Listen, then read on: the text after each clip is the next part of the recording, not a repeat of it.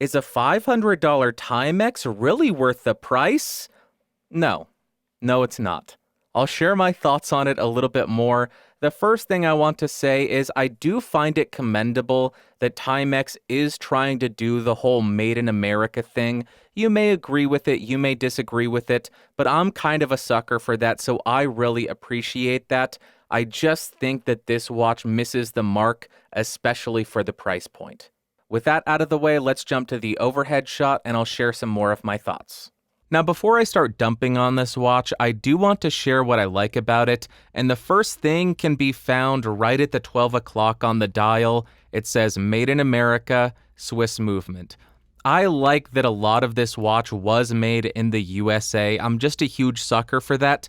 I would love a full Made in the USA watch with a USA movement.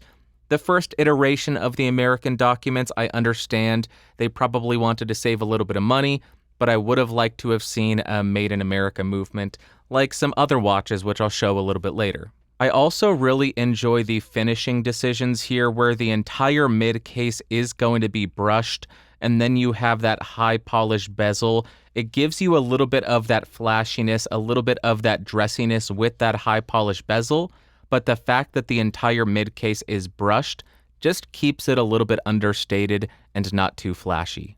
I also think that the signed crown with that brass insert looks excellent, just a really nice touch. And speaking about brass, the case back on this thing is just gorgeous. Really a nicely done case back that makes it feel a little special. But now let's talk about the measurements of this thing, and we'll start with the good ones. 9.6 millimeters thick, that is excellent. Lug width, 20 millimeters, very common. You can put any straps on this thing. Lug tip to lug tip, 48.5 millimeters from lug tip to lug tip. That is pretty manageable. But then when we look at the diameter of the watch, that comes in at 41 millimeters. Now, I don't have any inherent problem with 41 millimeter watches. I think they can be fine. But this watch seems to lean a little bit more towards being a dress watch. And because of that, I think it comes in just a few millimeters too large in terms of the diameter for more of a dressy watch. It is a little bit too big, in my opinion. And just for a quick example, here is how it looks on my 18-ish centimeter wrist. As you can see, for a dress watch, I just think it's a tad too big. But then let's zoom in and look at the dial a little bit closer. I do want to point out that I like that sunken small second style.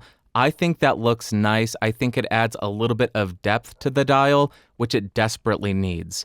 But then when we look at the rest of the dial, it comes across quite cheap to me. There's no depth to any of the printing, and if I get the light just right, you can see that there is texture on the majority of the dial, and I imagine that's there to make it look a little bit more premium, but in my opinion, the texture just doesn't come across well. It looks very cheap. And then when we look at the 3 o'clock position, there's something there. There's that date window, and that white date wheel pops out way too much for my liking against the darker blue dial.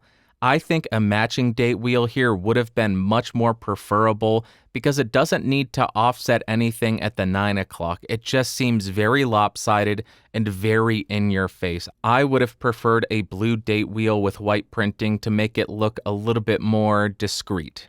And then when we zoom in on the handset, I honestly had no issues with these while I was wearing it on my wrist. They didn't look dirty, they didn't look smudged. The high polished finish was great, really reflected light even in low light situations. But when we get it under a macro lens, you can see that it does look quite dirty. They do look quite poorly finished, just nothing impressive, and I would like better finished hands for $500, but maybe I'm asking too much.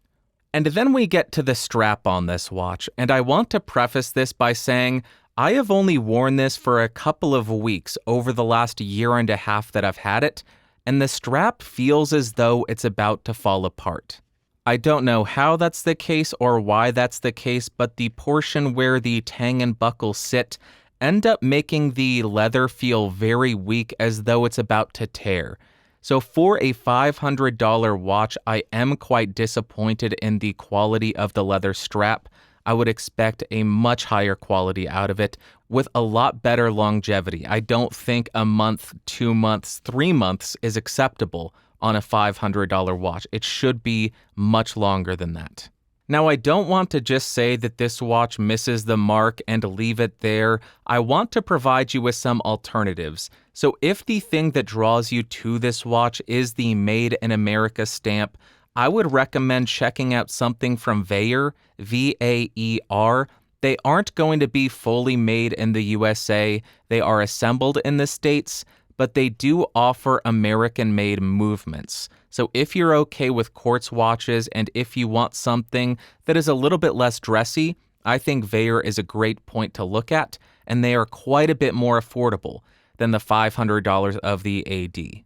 But if you don't care about the Made in America tag and you only care about the $500 price point, I think something like the Hamilton Khaki Field Mechanical is an amazing option.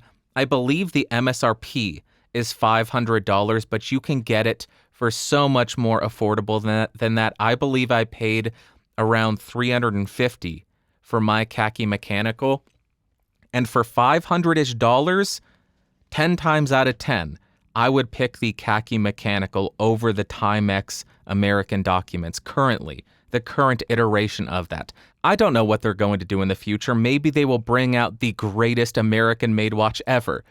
But based on Gen 1, I would pick the Khaki over it every time. And while I was going through my watches, I don't know why, but I pulled out 2 more that just caught my attention as interesting alternatives. The Dan Henry 1962, I think it is, just because it was on a similar leather strap. The leather strap on the Dan Henry, much better than the Timex's leather strap, much better longevity, much more durable feeling.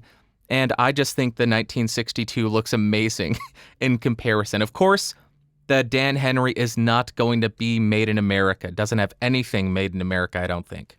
But just an option, I was going through my watch box, saw that and said, hey, I would much rather have the 1962 over the American Documents. And then if you...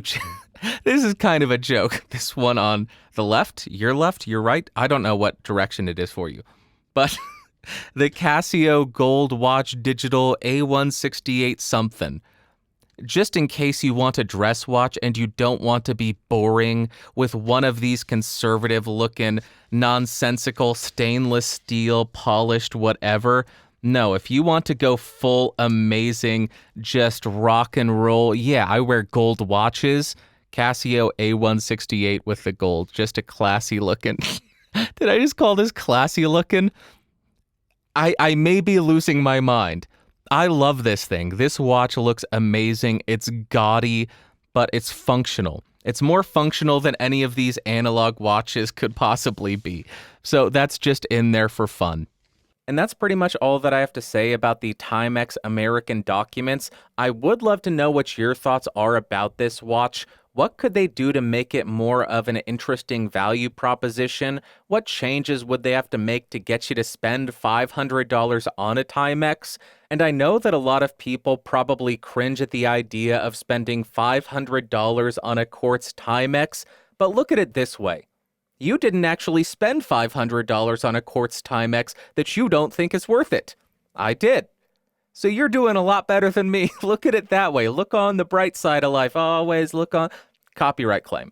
Anyway, that's all that I've got for you today. I guess I should address what's going on my upper lip because it is so disgusting.